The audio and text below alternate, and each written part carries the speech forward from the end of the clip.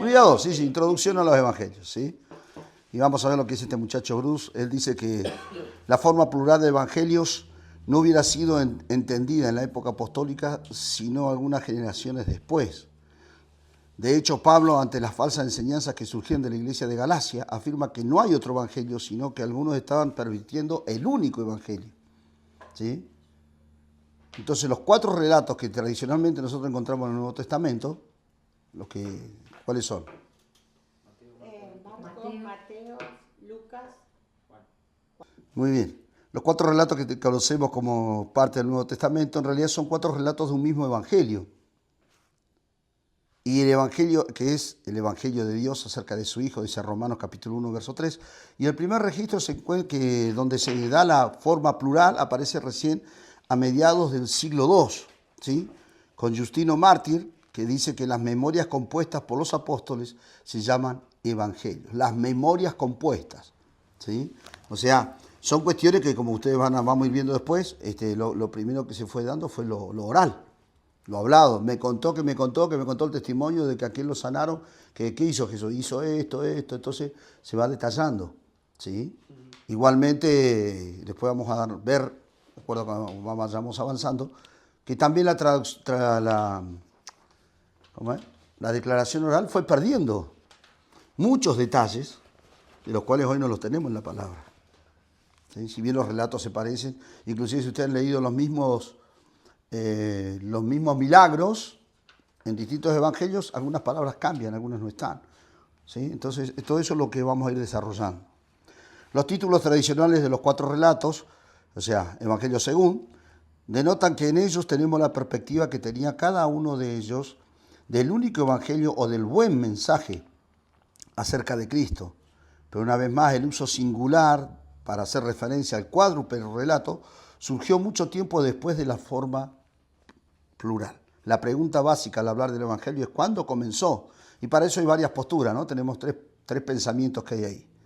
Unos dicen que comenzó con el nacimiento de Jesús. Ese fue el nacimiento del evangelio, ¿sí? Con su concepción y 9 meses antes, ¿se acuerdan que está la declaración allí? Que dice que María quedó embarazada, de ahí fue a visitar a Elizabeth y toda la historia, ¿verdad? Sí. Que un relato lo cuenta, otros no. ¿Ah? Otros dicen que con la separación de Jesús para consagrarse a su misión particular, el momento que él comienza su ministerio sería. Claro, cuando él arranca y se es bautizado por Juan, ahí en el Jordán, y ahí arranca. Supuestamente uno dice que recién ahí empieza el evangelio. Y hay una tercera postura que dice con la resurrección de Jesús, ya que desde ahí nace el nacimiento de la iglesia cristiana, ¿sí? Del cristianismo. Seguidores de Cristo. Cristianismo quiere decir eso, ¿está bien? Entonces, las 3 posibilidades tienen fuertes argumentos a su favor.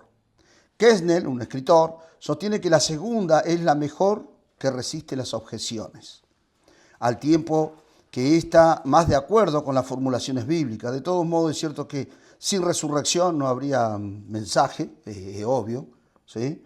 Y que ya que la anunciación y el nacimiento hubo buenas nuevas, dadas a ciertos personajes clave en la historia de la salvación.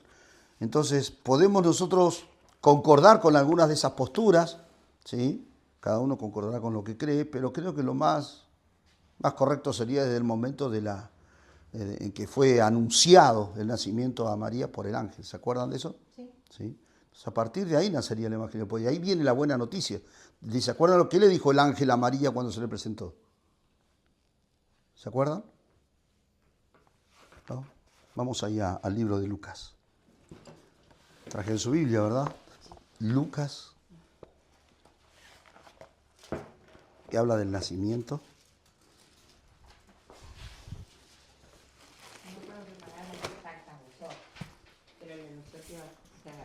Que era una elegida entre las mujeres. Exacto. Pero hay una palabra así que habla de esto, ¿no?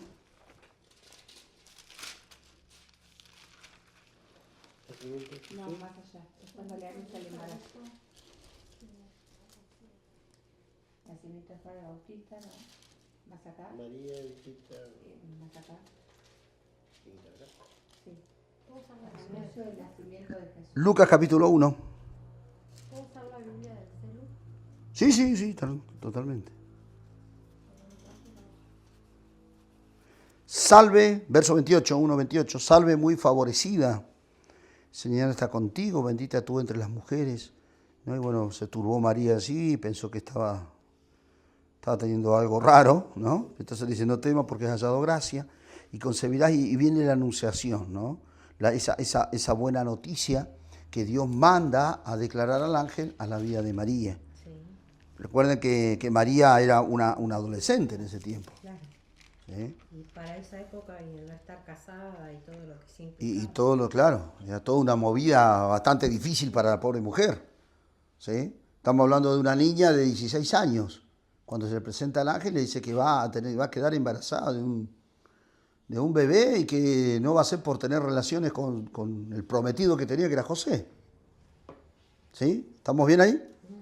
Entonces, esas buenas nuevas son las con las que muchos se identifican, la segunda postura, ¿sí? Diciendo que a partir de ahí empieza el Evangelio. Porque el Evangelio, ¿qué es? Buenas nuevas, buenas noticias, ¿sí? Entonces, con el nacimiento de Jesús, su concepción, 9 meses antes de ahí arranca esa buena noticia. Porque en realidad, ahí arranca. Si bien Jesús apenas comenzó, ¿qué fue lo que dijo? Que llevaba buenas nuevas. Sí, pero él dijo, el reino de los cielos se ha acercado, se establece ahora, a partir de ahora. En realidad ya estaba, pero él lo viene a establecer. Pero la buena noticia vino 33 años antes. Claro. Fíjese que hay mucha distancia entre un tiempo y otro, ¿no? Si nosotros vemos nuestra propia vida, 73 años atrás era otra cultura, en nuestra misma ciudad era otro pueblo. No había la cantidad de gente que había ahora. ¿Se entiende? Eso para que nos ubiquemos en el espacio y tiempo y sociedad en la cual estamos hablando. Una cosa es decir, se ha acercado el reino de los cielos 33 años después, y creo que también, si bien la cultura allí, más que nada por las tradiciones religiosas, no ha cambiado, pero era distinto el ambiente. ¿Sí? Lo que María estaba recibiendo era una buena noticia para ella por su relación con el Señor, pero no era buena noticia para su vida en la sociedad. Entonces hay todo se trastoca su vida con todo eso. ¿Se entiende? ¿Sí? Después sin duda que lo entiende y pasa todo lo que pasa. Pero ustedes pónganse, ustedes como mujeres sobre todo, a los 16 años, ¿cómo le hubiera caído una noticia desde que estaban embarazadas? En la cultura que le tocaba en ese tiempo, ¿no? No ahora, quizás ahora un poco más permisivo o se acepta, pero en ese tiempo es complicado, ¿verdad? Entonces, esas son las cosas que también nosotros tenemos que meternos allí para poder ponerlo, como decimos nosotros, en el pantalón de la persona, ¿no? En la pollera de la persona, saber qué es lo que estaba pasando. Y que eso le podía haber llegado a costar la muerte, inclusive. Porque lo que cabía para ella era morir apedreada. Sí. No había otra opción. Y no solo ella, ¿no? José también iba a recibir la suya. La disciplina era esa. Claro. Entonces, todas esas cuestiones son interesantes, porque una vez se lo lee y dice, ay, qué lindo, le llegó la buena noticia. Pero, ¿y qué hacemos con la buena noticia? La buena noticia era que el Señor venía a traer salvación a través del nacimiento de Jesús, pero el que tenía que pagar las consecuencias era María. Bien, ¿estamos ahí? Sí. ¿Alguna pregunta? Entonces, de estas tres posturas, cada uno se ubica en el lugar que lo quiere ubicarse. Yo me ubicaría en la primera, con el nacimiento de Jesús, porque ahí comienza la buena noticia. Sería más acertada. Y sí, aunque algunos autores dicen que son otras, como dice ahí, ¿no? La resurrección no habría, sin resurrección tampoco habría mensaje, y que ya que la anunciación y el nacimiento hubo buenas nuevas dadas a ciertos personajes clave en la historia de la salvación. ¿Qué es en él? ¿Quién es? ¿Eh? ¿Qué es en él? Un escritor, sí, que es un escritor. Ustedes tienen ahí, no sé si lo tienen ustedes ahí, el material, ¿tienen abajo la bibliografía? Sí, no. Al final de cada... Al final de cada hoja está lo que... Sí, Sí, cada capítulo, claro. cada capítulo. ¿Ah? Sí, ¿y decía algo? No. No, le decía si era un crítico, yo lo había tomado como filósofo crítico de esa obra literaria. Por lo general son filósofos críticos teólogos, ¿sí? O sea, un filósofo crítico puede criticar cualquier cosa, pero para criticar tiene que tener un conocimiento teológico y haber profundizado en esto, ¿sí? Porque no he llegado a opinar nomás. ¿Está? Entonces, vamos pasando de todo esto, vamos a ver la etapa oral. Entonces, no podemos determinar cuánto del material que hoy tenemos escrito circuló en forma oral, ni cuánto material oral estuvo en la boca de los primeros testigos, lo que hablamos recién, ¿se acuerdan? A esto habría que agregarle nuestra ignorancia sobre todo el material oral que se ha perdido, pero es imperativo el considerar que la primera forma de expresión sobre estos asuntos fue, sin duda, la oral, ¿no? El contar lo que pasó. Pensemos en la predicación de Pedro en Pentecostés. Allí no hubo fuentes a los que él podría haber recurrido para armar su sermón. De la misma manera, muchas historias que hoy tenemos escritas deben haber circulado oralmente hasta que tomaron forma escrita como la conocemos el día de hoy. Pero a pesar de todo eso, bueno, hay cosas que se fueron quedando en el tiempo, ¿sí? El famoso teléfono de compuesto que decimos nosotros. Se va perdiendo. Claro, se van perdiendo muchos detalles. Al no quedar nada escrito, se pierde el mundo. Sí.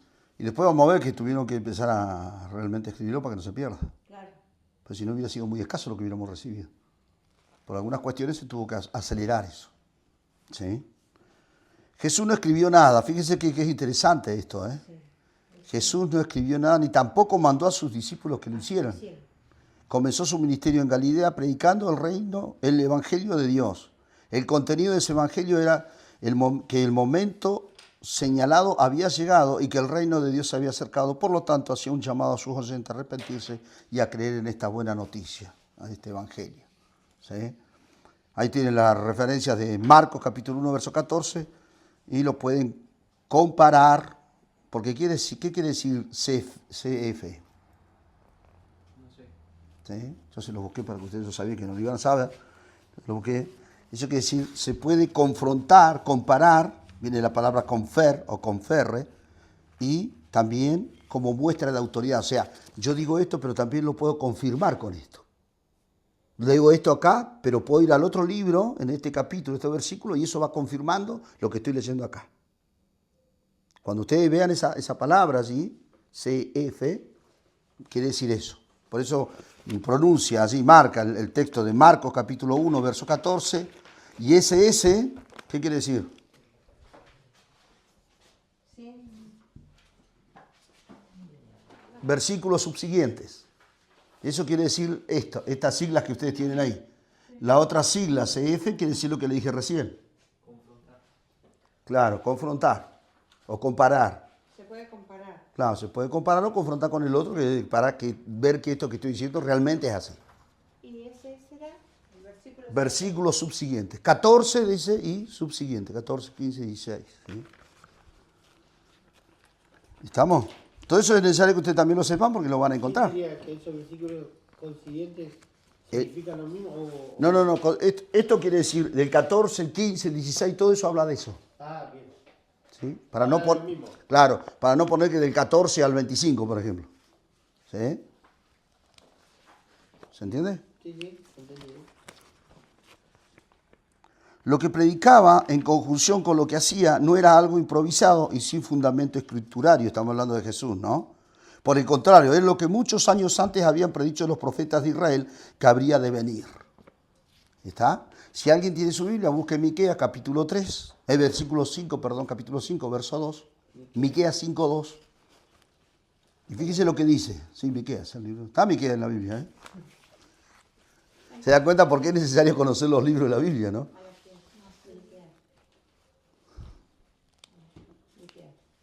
¿Cuánto dice, pastor? 5, 2.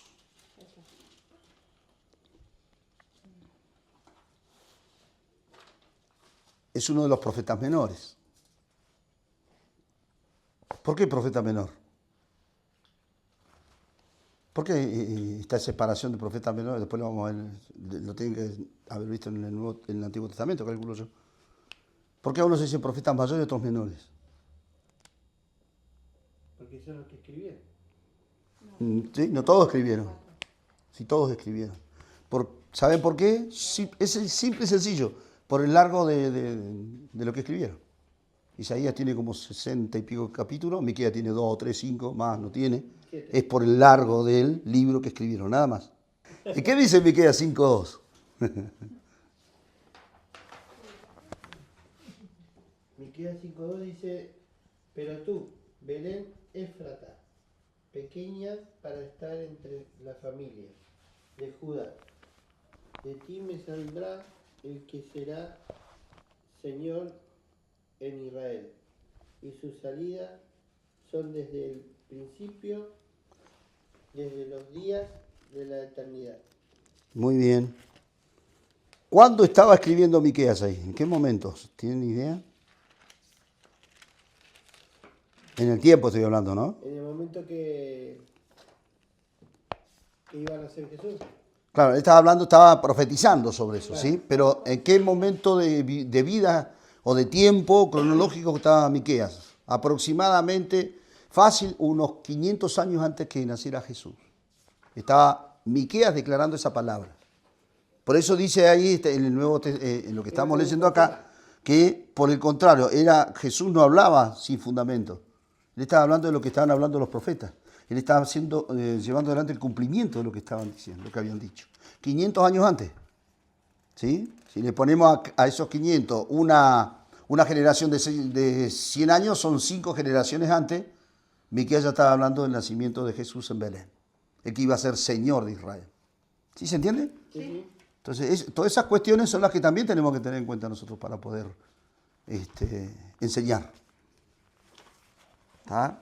Pero Jesús no venía bueno, vengo a establecer el reino y nadie lo sabía. No, lo sabían. Y los fariseos, los seduceos, los religiosos lo sabían. Eso lo tenían claro. Ah, ya estaba escrito. Y claro, eso estaba escrito. ¿Sí? Entonces, Jesús vino a llevar adelante el cumplimiento de todo esto. Dios estaba visitando a su pueblo. Eso es lo que le sorprendía a la gente, porque decían, ¿cómo puede saber que recién estaba caminando? Claro. Lo que está escrito hace siglos de atrás.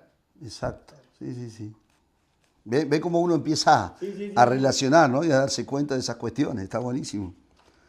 Dios estaba visitando a su pueblo y de alguna manera, con mayor o menor énfasis, todos los evangelistas van a mostrar que aquello que había sido profetizado tenía cumplimiento en Jesús. ¿Está?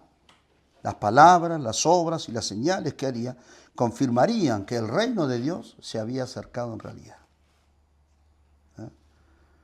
Y que se hacía accesible a todos aquellos que estuvieran dispuestos a recibirlo. ¿Sí? La declaración de Jesús viene a romper muchos preconceptos que tenía la gente. Ustedes acuérdense que para la época de Jesús lo único que tenían acceso, para decirlo de alguna manera, a los rollos, donde estaba escrita la palabra, eran los que estaban en el templo. Los religiosos, los fariseos, los saduceos, los escribas. Ellos tenían acceso, nada más que ellos.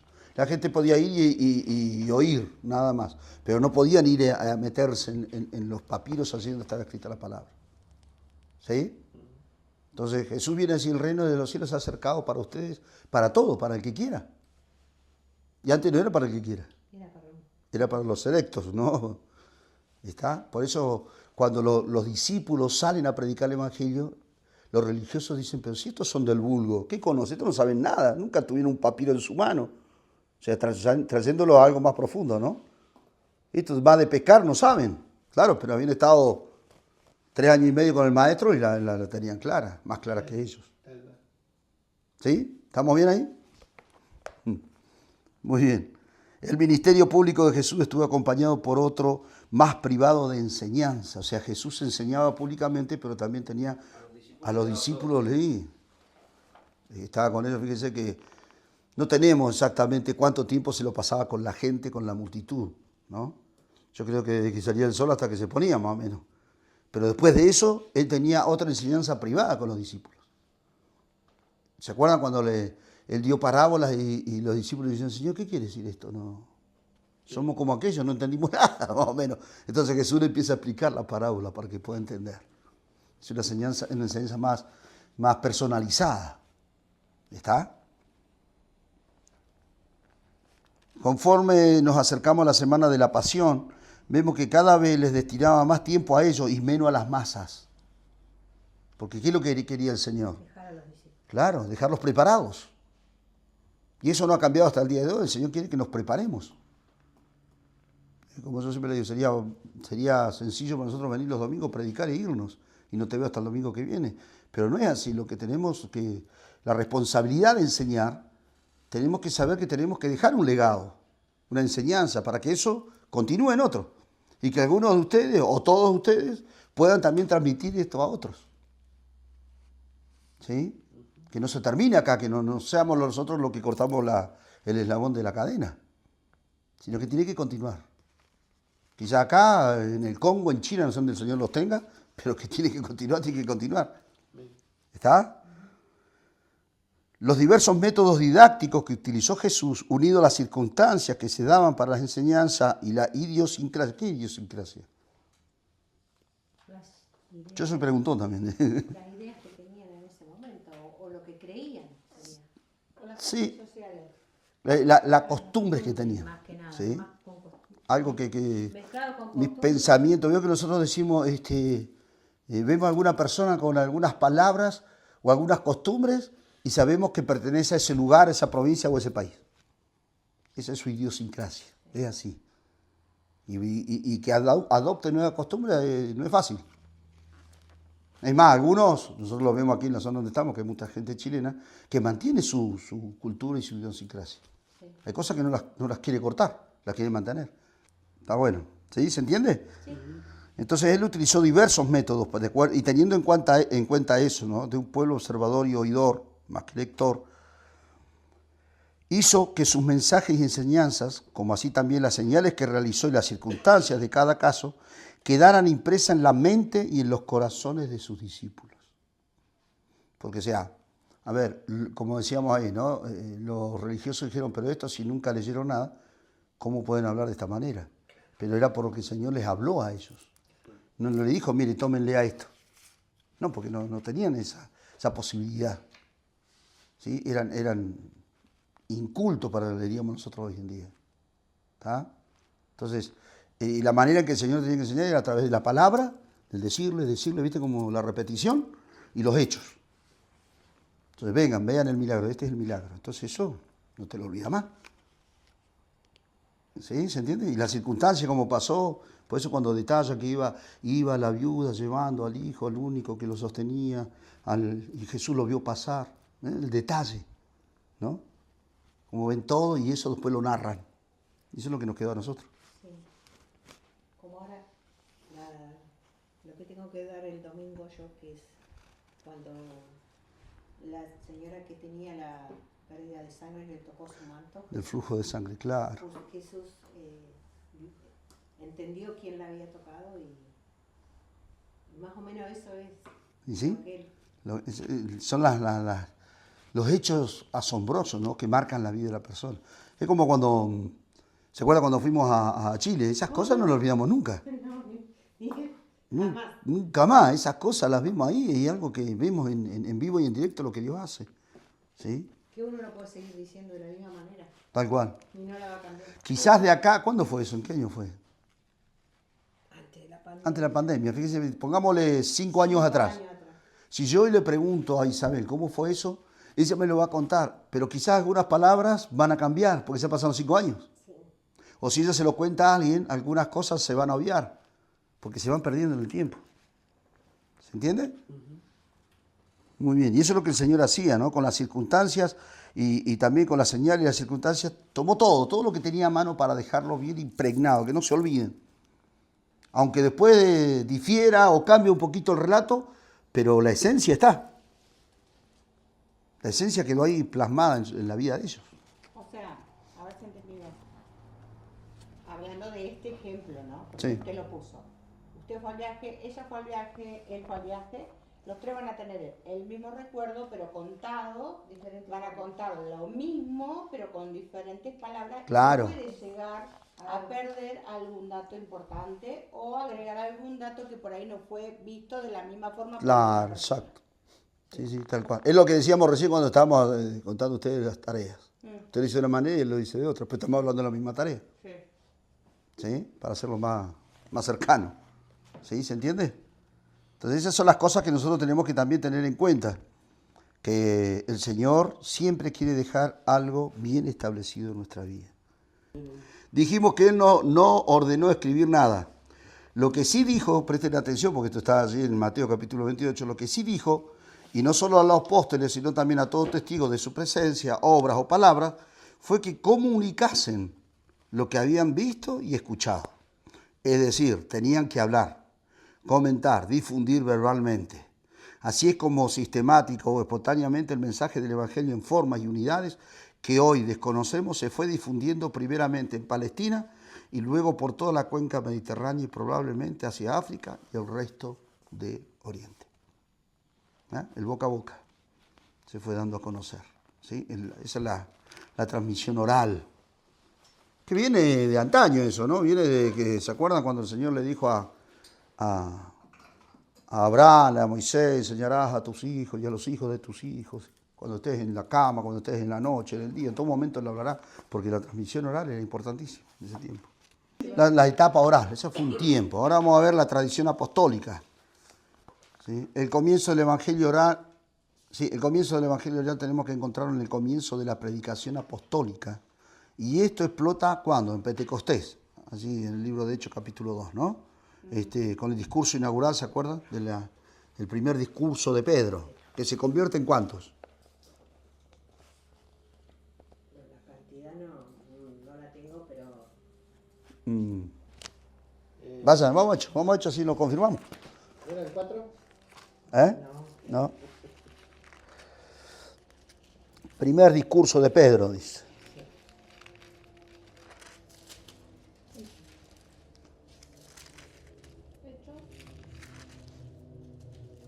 Capítulo 2, verso 14 en adelante. Primero discurso de Pedro. Entonces Pedro, poniéndose Verso 41. Perdón.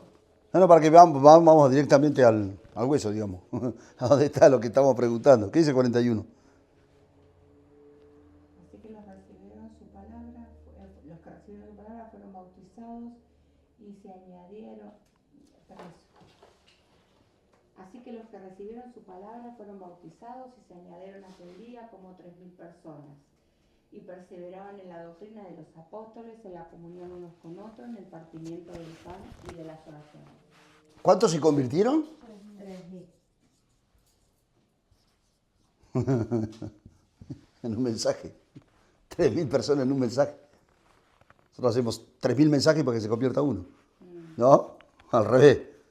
¿Se entiende? Ahora, cuando la palabra habla ahí, está hablando de varones. Sin contar la esposa, sin contar los hijos. O sea que eso multiplicarlo, fácil se agregaron a la iglesia por lo menos 7.000 personas. Así como barato, digamos. ¿Sí? Y recuerden que en ese tiempo no tenían 1 o 2 hijos como ahora. 5 y de allá para arriba. Porque se convertía el esposo o el amo de la casa y el resto seguía. ¿Sí? No es como ahora que si yo voy y el esposo no va, o a la esposa y el esposo no va. No. Toda la casa. Por eso Josué cuando declara yo y mi casa, yo determino que yo y mi casa y mis generaciones te van a servir. Ese era el pensamiento que había antes. Ahí comienza la etapa oral. Pedro habla de lo que él vivió, de lo que él pudo ser uno de los actores principales de las cuestiones que pasaron ahí. ¿No? Él no viene de que me dijeron, que me contaron. Claro, él lo vivió. Claro, él lo vivió. Por eso él dice, ¿no? Si ustedes leen todo el rato se van a dar cuenta. Y en los postreros días, en el verso 17 de Ramón, y cita la palabra, ¿no? Más dicho por el profeta Joel. Wow, estaba el Espíritu Santo hablando otra vez, porque no se olviden, y volvemos a esto que les decía recién, no se olviden que ellos no tenían entrada, no tenían acceso a los papiros. Entonces vos decís, ¿cómo Pedro puede decir esto si el tipo no sabía? Y no era otra que el Espíritu. ¿No? No había otra. No había otra. Qué tremendo, ¿no? Wow, pon la piel de gallina, porque realmente es tremendo lo que Dios hace. Como usa lo desechado de la sociedad, Dios lo usa. Así que bueno, llamado a atención también para nosotros, ¿no? Muy bien, entonces recuerden, la predicación misionera, la predicación oral, comienza con el primer discurso de Pedro allí en el libro de Hechos. Y el contenido de esta proclamación, avanza un poquito, ahí sobre el final de ese mismo párrafo, el contenido de esta proclamación o el querigma debía ser en primer lugar el anuncio público de lo que Dios había hecho en Cristo, ya que se trataba del fundamento de la fe salvífica. ¿Ah? Entonces el contenido, lo que estaba diciendo Pedro no era otra cosa que lo que había vivido con Cristo y lo que el Señor hizo a través de su muerte. Que a través de él había salvación, eso es lo que estaba diciendo. ¿Sí? Pone ahí, en el verso les dice, ¿no?, que tienen que arrepentirse y tienen que empezar en primero ya con un caño, ¿no? Verso 36, sepa pues ciertísimamente toda la casa de Israel que a este Jesús, a quien de vosotros crucificaste, ustedes lo crucificaron, Dios le ha hecho Señor y Cristo. Wow. Y al oír esto que pasó, se compungieron el corazón y dijeron, ¿qué tenemos que hacer? Dijo, arrepiéntanse y bautícense. Wow, tremendo el mensaje, ¿eh? ¿Por qué? Porque él había vivido todo ese proceso. Él lo vio a Jesús ahí siendo castigado, si bien él después lo negó, se mandó la de él, ¿no? Pero él vio todo el proceso, ¿sí? Él lo pasó también allí. Qué tremendo, ¿no? Entonces, el contenido de la proclamación siempre tiene que ser cristocéntrica. Cristo tiene que ser el centro de todo. No podemos ir a predicar de cualquier verdura. Tenemos que predicar de Cristo. Y una de las cosas a las cuales la iglesia tiene que volver este tiempo es la predicación de Cristo, que es lo que salva y lo que trae oportunidad de salvación a las almas.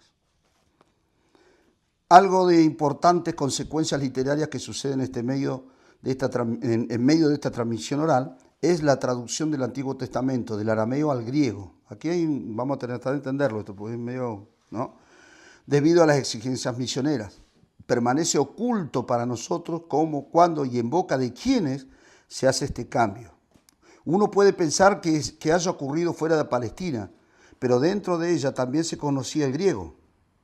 ¿Sí? El arameo era el vocabulario común de la gente, pero el griego también existía, sobre todo en la parte comercial. En Palestina también se conocía el griego. De hecho, en los evangelios se puede percibir un estrato cultural arameo innegable, lo cual no implica que la obra escrita haya sido una traducción de un original arameo escrito.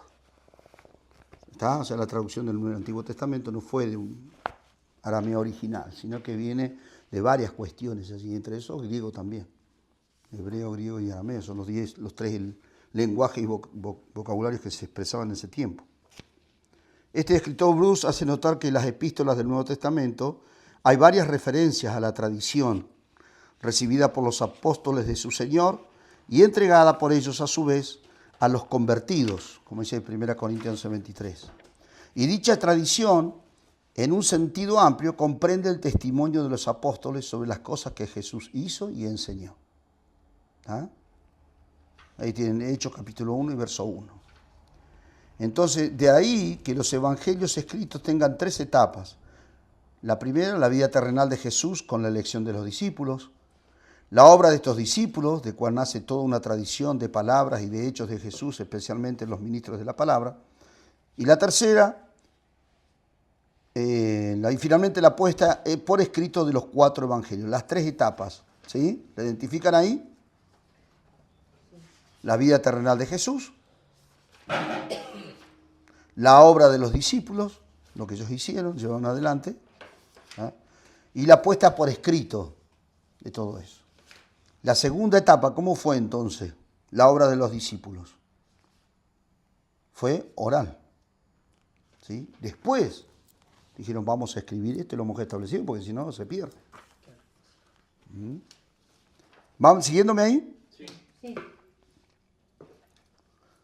Así la tradición fue transmitida y perpetuada. Los eruditos confluyen al afirmar que los puntos básicos de la predicación misionera están presentes en 1 Corintios capítulo 15, versículo 3 y subsiguientes. Vamos a leer aunque sea 1 Corintios 15, 3, como para entender un poquito más.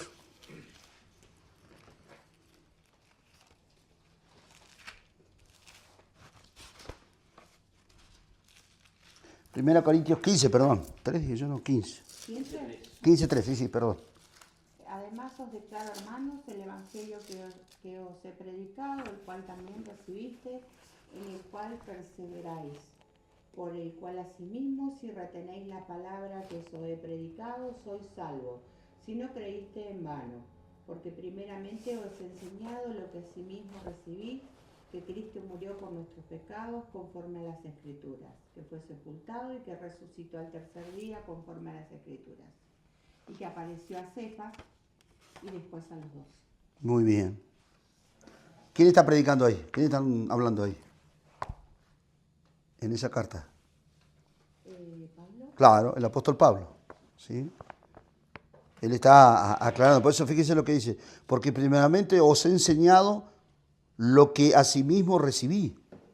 ¿Por qué? Porque Pablo no estuvo presente. Lo que él recibió oralmente, lo que le dijeron, lo que él escuchó, lo que le contaron. Eso es lo que él dice. Después de ahí, pues él empieza a escribir todo su ministerio. Pero él comienza por lo que recibió. ¿Sí? Y no solamente recibió de los discípulos, porque se acuerdan que él tuvo un encuentro con el Señor, donde queda ciego, después va a Ananías para que ore por él, para que reciba la vista, y después de ahí él está prácticamente 3 años en el desierto, siendo tratado por Dios, vivía solamente haciendo tierras, que era su oficio. Y en ese trato de Dios de los 3 años, después de ahí arranca su ministerio. ¿Está? Todo eso también lo vamos a ver después, pero yo quiero que más o menos se ubiquen en lo que estamos hablando. ¿Sí? Que Cristo murió por nuestros pecados conforme a las Escrituras, y que fue sepultado y que resucitó. ¿Cómo sabe todo eso él? Porque alguien se lo contó, alguien se lo dijo. ¿Sí? Y volvemos a la tradición oral. Él ahora lo está plasmando, ahí lo está escribiendo, para que quede. Y eso no llega hasta el día de hoy. ¿No lo alcanzó a vivir? No, Pablo no. No. Pablo se convirtió mucho después. Él era, bueno, no sé si te acordás, él era un perseguidor de los cristianos. Él iba a matar a los cristianos. ¿Sí? Iba con orden, con autorización, cristianos que encontrara, cristianos que moría. A él se le apareció cuando iba en el caballo, entonces. Claro, él es Saulo, Él es el que después su nombre es transformado a Pablo. Él es el romano, y lo llama Pablo. Claro, antes de convertirse, digamos, su nombre era Saulo de Tarso. Sí. ¿Por qué de Tarso? Porque viene de la ciudad de Tarso. Lo andaba persiguiendo. Claro, perseguir a los cristianos con autorización de todos los religiosos, ¿sí? Entonces, fíjese eso, ¿no? Que en la transmisión los eruditos confluyen en afirmar que los puntos básicos de la predicación misionera están presentes ahí. Ahí es donde Pablo empieza a predicar. Porque él está predicando, ¿a dónde está predicando? Le está anunciando a la iglesia de Corinto, en la ciudad de Corinto. ¿Sí? ¿Estamos bien hasta ahí? ¿Vamos bien? Sí. Muy bien. Entonces, ahora, eso es lo que comenzó con la tradición apostólica, la predicación misionera, pero también estaba la enseñanza. Y en las epístolas aparecen algunas veces ejemplos de lo que se enseñaba a los convertidos, de lo que resulta claro que la base de dicha enseñanza era lo que Jesús mismo había enseñado. Por ejemplo, cuando Pablo da las instrucciones sobre el casamiento, cita el mandamiento de Jesús que prohíbe el divorcio. Y ustedes lo tienen en 1 Corintios capítulo 7, verso 10. También Pablo habla sobre la decisión del Señor acerca del sostenimiento financiero de los predicadores del Evangelio. Muy bien. Ahora es claro que a medida que la iglesia se fue expandiendo y en consecuencia el número de convertidos engrosaba sus filas, se hizo necesario sistematizar la enseñanza, de donde surge la catequesis. ¿Qué es catequesis? Pero fíjense, la catequesis, escuchen, es una educación en la fe de los niños, los jóvenes y adultos que comprenden especialmente una enseñanza de la doctrina cristiana, dada generalmente de modo orgánico y sistemático, con miras a iniciarlo en la plenitud de la fe cristiana. Eso es la catequesis. Ahora fíjese, le traje otra lectura. El catequista debe ser consciente de que es un llamado, un elegido y un enviado del mismo Jesús. Amén. ¿Está? En la doble dimensión de predilecto divino y de responsable de un ministerio al servicio de los hombres. El catequista tiene que hacerse consciente de su identidad, de llamado por Dios y por lo tanto comprometido por Dios. Ustedes son unos catequistas. Ustedes tienen que enseñar la doctrina de la fe cristiana. Entonces, a la medida que se fue expandiendo, se hizo necesario sistematizar. ¿Qué es eso? Escribirlo, ponerlo en palabras. Cada vez más. Claro, ¿está? Para luego pasar a formar las primeras escuelas para la preparación de los que habrían de dar las enseñanzas. O sea, ¿qué serían esos? Los... Los catequistas. No, pero acá, fíjense lo que dice. De donde surge la catequesis, para luego pasar a formar las primeras escuelas para la preparación de los que habrían de dar las enseñanzas. ¿A dónde van los que aprenden las enseñanzas para luego darlas? Al instituto, al seminario, llamarlo como quiera, pero el lugar donde te enseñan para que vos después puedas enseñar.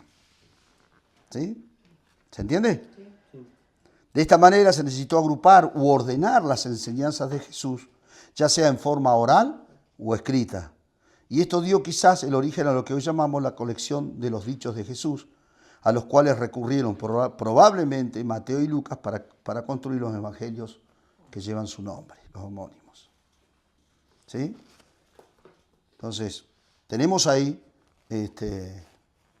cuestiones que nos ayudan a entender que cómo tuvieron que empezar a hacer la parte escrita para que no se perdiera, para que se estableciera y también para poder preparar a otros para que enseñaran lo que se iba a decir. Porque si no vio que en la medida que sigue siendo oral o se desvirtúa, se pierde o se le agregan cosas que no tienen que ser.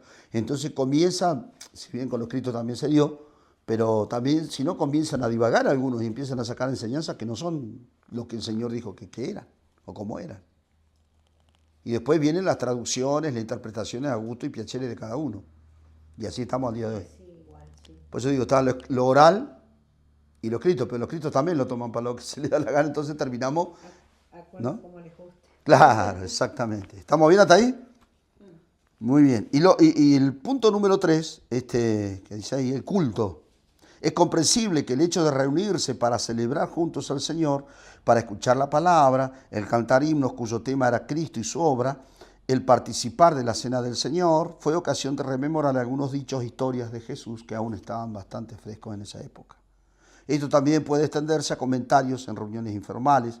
En particular, la cena del Señor, que se repetía periódicamente en las casas, era el momento para recordar los acontecimientos históricos que habían ocurrido en ese momento. ¿Sí? Tomaron la cena del Señor para recordar lo que el Señor había hecho. Es lo que dice después el apóstol Pablo. Por eso el apóstol Pablo lo plasma así. Así que todas las veces que comían este pan y bebían de esta copa, la muerte del Señor anunciamos. ¿Se acuerdan? Sí. 1 Corintios 11. Entonces se estableció ahí también el culto, la enseñanza y el culto. ¿Para qué? Para juntos poder alabar al Señor, darle gracias, pero también recordar. Ahora, algo que me llamó la atención ahí, lo que dice el cantar himnos cuyo tema, ¿quién era? Jesús y su obra. Ahora, ustedes presten atención a las letras de las canciones que hoy cantamos en las iglesias, y hay muy poco de eso. Hay muy poco de la obra redentora de Jesús. Y está muy enfocado, es una crítica constructiva, no destructiva, pero está muy enfocado a lo que yo puedo dar al Señor, lo que yo le puedo brindar, o lo que Dios puede hacer en mí, pero no estamos enfocados en la obra redentora de Cristo, en sí, lo que Él hizo, ¿se entiende? Sí. Y por eso que necesitamos conocer esto, ¿se entiende? Por nosotros, fíjese que los primeros cristianos se reunían para recordar lo que Jesús hizo en su favor y cantaban conforme a eso, a la obra redentora. En muchos de los himnos viejos, ¿no?, que teníamos antes, hablaban de eso, era más que nada sobre eso, la obra de Cristo, no era tanto de la persona.